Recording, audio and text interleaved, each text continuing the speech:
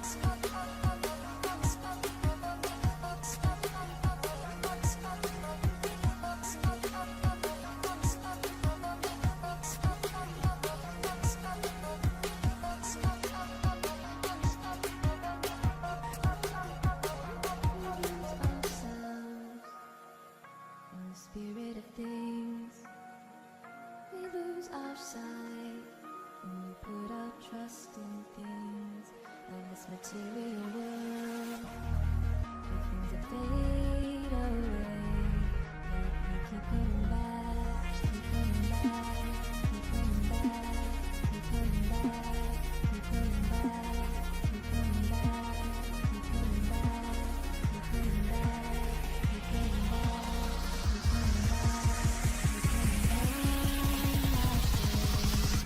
Of things we know.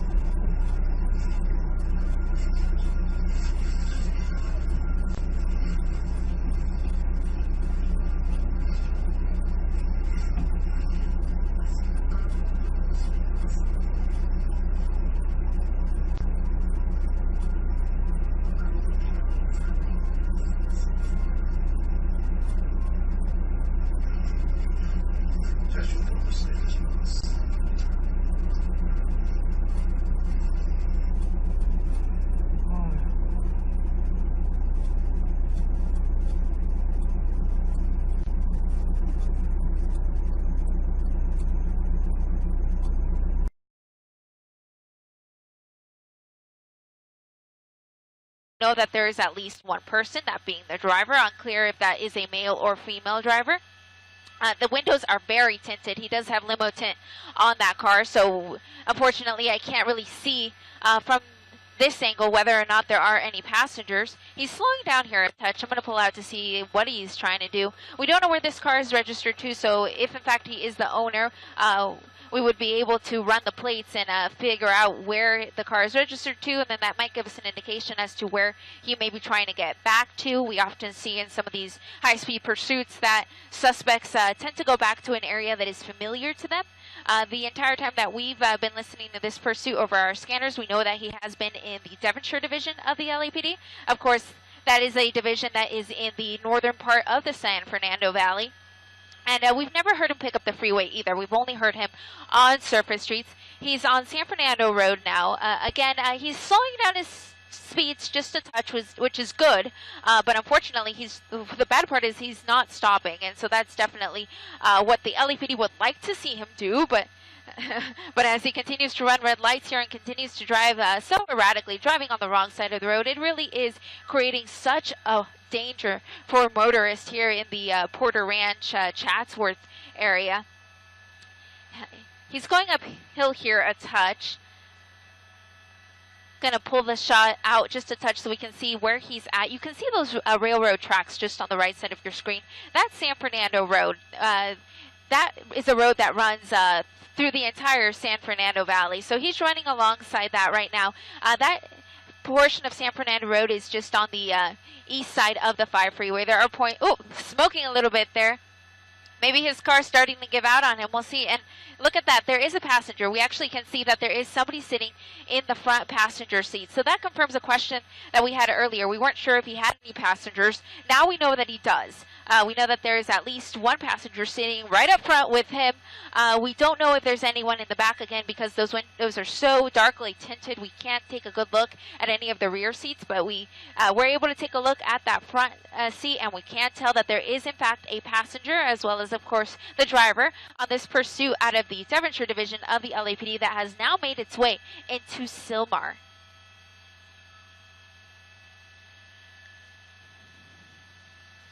Okay. Whoa, gosh. It's so dangerous. He keeps running these lights, keeps driving on the wrong side of the road, high speed. That was Glen Oaks that he just passed. He's currently on Polk. Polk is actually a street that will take him up to the 210 freeway if he continues heading in this easterly direction. If he does decide to pick up the freeway, that will be the first time that we do, in fact, see him take the freeway. We've only seen him on surface streets this entire time. Again, we're still working on getting what the WAN is on this vehicle. Straddling that center lane there. He was coming up on a little bit of traffic there on Polk and decided to take that center lane. Oh, wrong side of the road here. Oh. Making a turn here. I believe this is going to be Foothill Boulevard.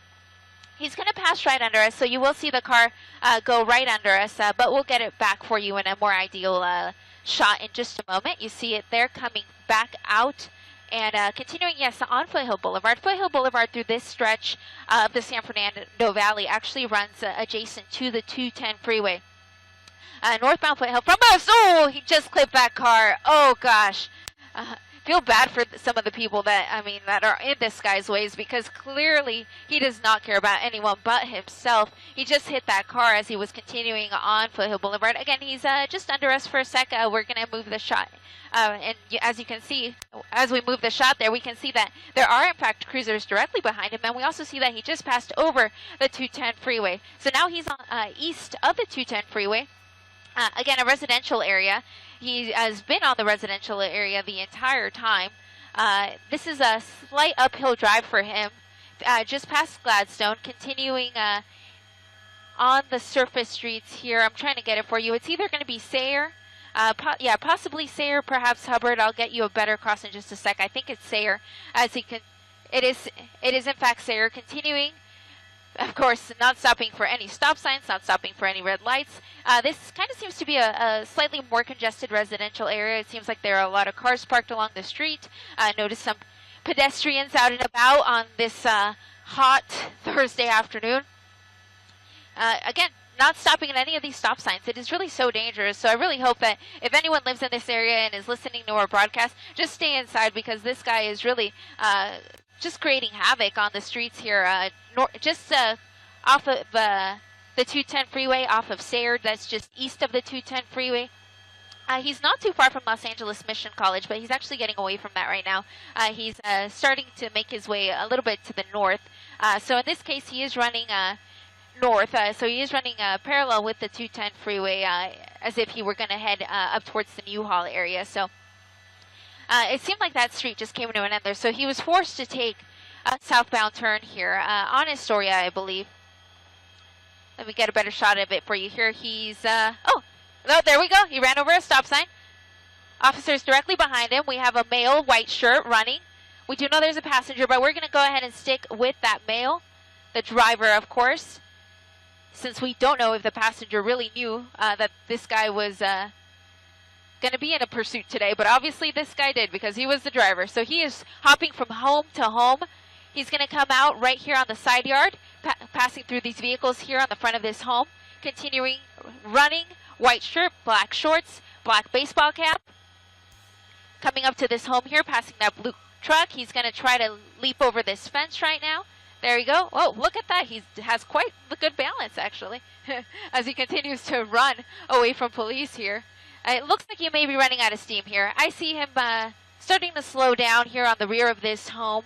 Hopefully these windows and doors are closed and he's not going to be able to get in. And sure enough, it looks like he may have tried to get into that home. The door was closed. He was not able to get in. Pulling up his pants. He forgot his belt today. The cops are definitely going to see him from here. The police airship is going to see that white shirt. That is nice and bright, so they are not going to miss sight of him here. Continuing, running past this pool. He's definitely slowing down. I know he's tired. He looks tired. He just took a tumble there, fell on that person's flower pot. He's going to try to climb yet over another fence. Again, this is a residential area off of Eldridge, kind of just north of the Los Angeles Mission College. He's going to use this silver dumpster here, to give himself some leverage here so he can climb over this trellis. He was able to hop over, but as you saw in the shot just a few seconds ago, there is a police helicopter right overhead, and he sees him with that bright-colored white shirt. It's going to be difficult for him to hide, in fact, in this area. There's a police helicopter as well. Once again, he's just on the other side of that home. He's going to come out in just a sec. We're going to either see him go into the driveway area, or we're going to see him climb into that other home. But he's definitely in that side yard. That is where we last saw him. That is where the airship sees him as well. And if you can look at the top of the shot, you see that there are, in fact, some police officers right in the backyard for that home. So they're going to start to make their way towards this suspect. And there he goes. He did come out to the front of the house. He's still there. He's straddling those two fences. He's now, again, walking the line on top of the fence here. He sees those officers. They're right next to him. There's no way he doesn't see him. And they, in fact, do see him as well. They may be looking at, there we go. He's on the roof now, on the roof. Decided his only way out was to take a climb onto the roof. He's now on top of this home. There's really nowhere for him to go at this point. The police airship is overhead. They're on the loudspeaker. They're telling this guy to give up, and that would really be the ideal situation. His hands are up, but I don't know that he's necessarily giving up. It actually looks like he's trying to have a friendly conversation with the officers here as he continues to try to get away, but he's kind of got nowhere to go at this point. He's on top of this single-family home here off of Eldridge Avenue. That's not quite the cross, but that is the major running through this area of Sylmar. We do have officers surrounding every side of this home, and we, of course, have the sheriff's, or not the sheriff's, but we have the LAPD helicopter overhead, rather, and, of course, we have News Chopper 4 overhead, and we're going to do our best, of course, to not lose him as well. He continues to gesture towards the officers. He's not quite giving up just yet. He did take off his baseball cap. We did see him raise his hands, but it wasn't really in a, hey, I'm giving up, take me into custody type of gesture. So it does look like he's in a friendly conversation with them.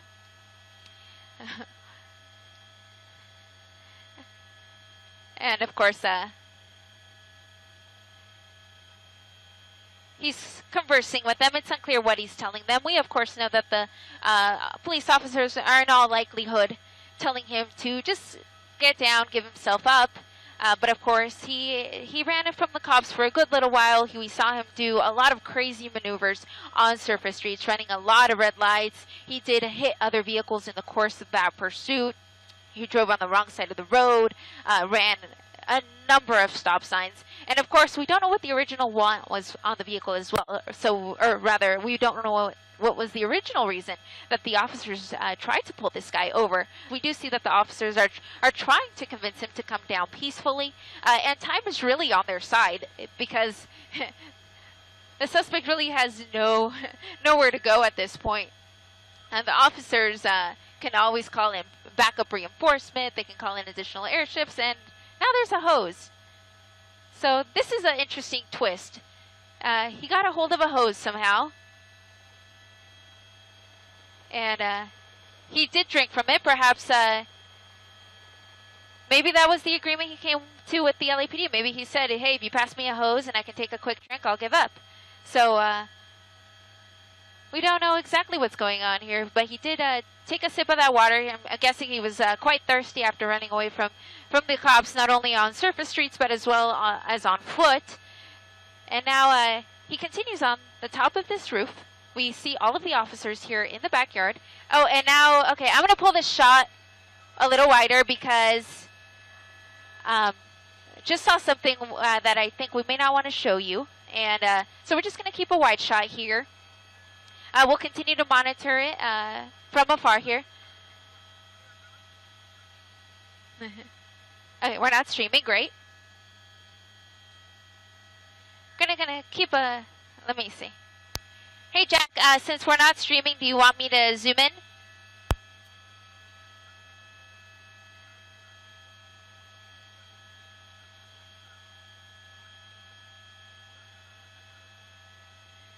Okay, 10-4. Okay, so we're going to stay about this wide. I was just in conversation with our assignment desk just to make sure that we weren't showing anything that we didn't want to show you. But we've kind of come to a conclusion that we feel comfortable showing you kind of a medium shot of what the suspect is in fact doing on the roof. There was a point when he did have a garden hose, and that did scare us up here for just a moment. It seems like he has given up on using that, so that is no longer a factor as far as we can tell. A little bit to our northwest from here, as well as Los Angeles Mission College. That's just directly south of us as well. And of course the 210 freeway is just out my left door. I can see it here. The pursuit is and the subsequent standoff is not affecting the freeway whatsoever. I can see that 210 freeway. It is smooth sailing in both directions. But of course, you do have some people that are going to be driving on the freeway, and they're going to see all of the helicopters over the scene, and they may slow their speeds down for just a second. But really no traffic tie-ups, at least on the freeway, that is. We, of course, have been on this the entire time, and the LAPD airship has also been over the entire time. That light that you see there on the roof is actually the night sun coming from the police helicopter. And we also have officers surrounding this home in every direction. Police took a man into custody overnight in another hours-long standoff, this one on a rooftop in Sylmar. Police are saying it started with a dangerous car chase on the streets of San Fernando Valley. The man was suspected of kidnapping his girlfriend.